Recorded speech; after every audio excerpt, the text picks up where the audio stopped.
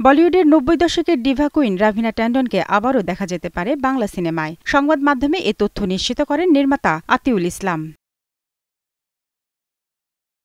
ভারতীয় সংবাদ মাধ্যম আনন্দবাজারের প্রতিবেদন বলছে, বানসারা সিনেমার শুটিংয়ে এই মুহূর্তে ব্যস্ত রয়েছেন নির্মাতা আতিউল। সিনেমার মুখ্য চরিত্রে অভিনয় করছেন বনি সেনগুপ্ত এবং অপরাজিতা আঢ্য। এ সিনেমাতেই অভিনয় করার কথা চলছে রাভিনার। বানসারা সিনেমায় অভিনয়ে রাজি হলে রাভিনাকে দেখা যেতে পারে একজন রাজনীতিবিদ হিসেবে। কলকাতায় শুটিংয়ের পর্বে উপস্থিত হতে পারেন অভিনেত্রী।